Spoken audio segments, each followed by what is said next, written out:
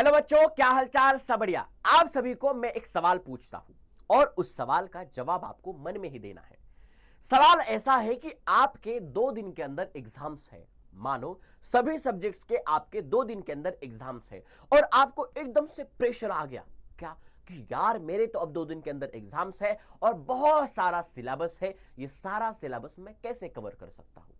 सोचो, क्या आपकी कंडीशन हो सकती है और क्या आपका आंसर हो सकता है?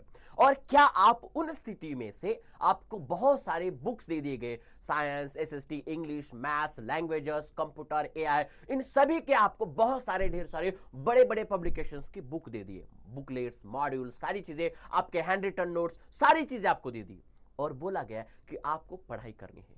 क्या आप उन सारे बड़े बड़े बुक्स को पढ़ाई करके पेपर निकाल सकते हो? आंसर है नहीं। क्यों?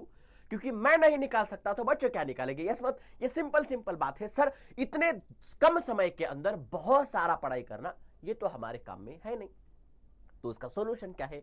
इसका सीधा सीधा सिंपल है, शॉर्ट नोट्स पढ़ाना और शॉर्ट नोट्स पढ़ना। क्यों?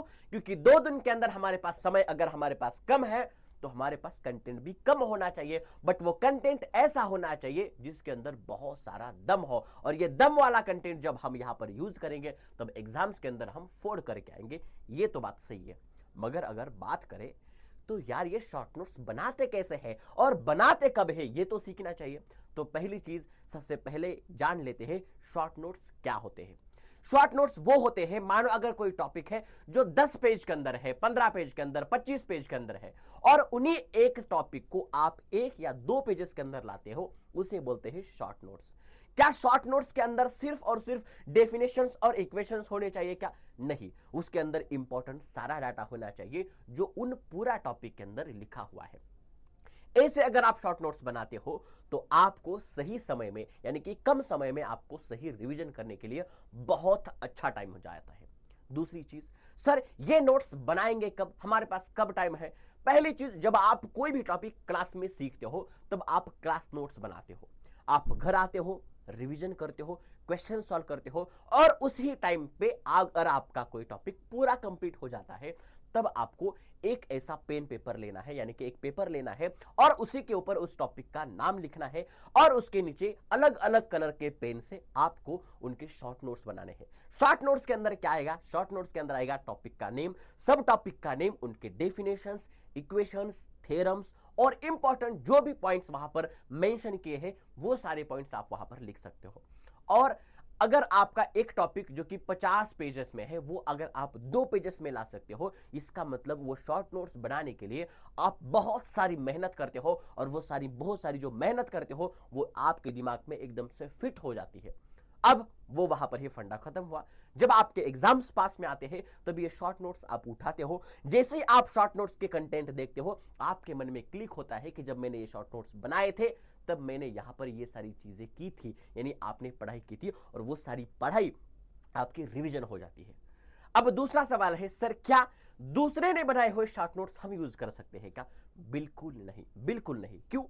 क्योंकि ये जो दूसरे ने बनाए हुए शॉर्ट नोट्स है, माइंड मैप्स है, किसी पब्लिकेशन ने दिए हुए शॉर्ट नोट्स है, माइंड मैप्स है, वो क्यों यूज नहीं कराने? क्योंकि वो उन्होंने उनके अकॉर्डिंग्स बनाए होते हैं और जब हम ये सारी चीजें करते हो तब वहां पर हमारा बहुत सारा टाइम उसे इवेल्यूट करने में चला जाता है और जिसके कारण हम जो सोचते थे कि शॉर्ट नोट्स बनाने से, शॉर्ट नोट्स यहां पर पढ़ने से हमारा टाइम बच जाएगा, वो हमारा टाइम नहीं बचता है।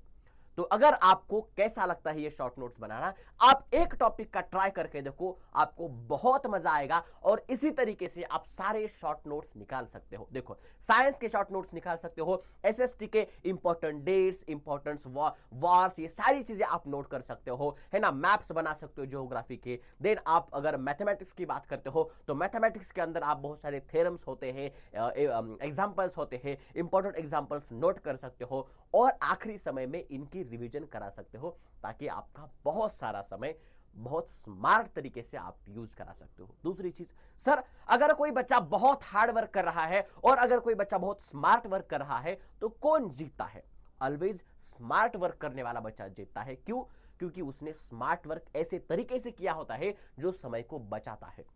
तो इसका मतलब अगर हम शॉर्ट नोट्स बनाते हैं, हम स्मार्ट तरीके से नोट्स बनाते हैं, हम स्मार्ट तरीके से पढ़ाई करते हैं, तो वो हमारा समय बचाता है। और यही हमें समय बचाना है, क्योंकि जो कम समय के अंदर बहुत सारी पढ़ाई करके अच्छे से मार्क्स लाएगा वही बनेगा स्मार्ट और वही बनेगा टॉपर। अगर आपको टॉपर बनना है तो टॉपर के जैसा सोचना पड़ेगा, और टॉपर के जैसा अगर आप सोचोगे तो टॉपर के जैसा आपको करना पड़ेगा। और इसी के कारण शॉर्ट नोट्स बनाना एक टॉपर का सबसे इंपॉर्टेंट काम होता है। अगर आपको टॉपर बनना है तो आज से ही शुरुआत करो शॉर्ट नोट्स बनाना, क्योंकि ये जो समय है, क्योंकि आपके mid term exams, half yearly exams खत्म हो चुके हैं और ये बहुत बढ़िया टाइम है। इस टाइम के अंदर आप शॉर्ट नोट्स बना सकते हो जो कि आपको काम आ सकते हैं। आपके जो फाइनल ईयर एग्जाम्स है उस टाइम पे आपको एक सारी काम आ सकती है चीजें। अगर कुछ भी प्रॉब्लम है तो आप शॉर्ट नोट्स कैसे बनाते हैं, शॉर्ट नोट्स कैसे होते हैं, ये सारी आप किसी पब्लिकेशन से उठा करके देख सकते हो। बट ये चीज ध्यान रखनी है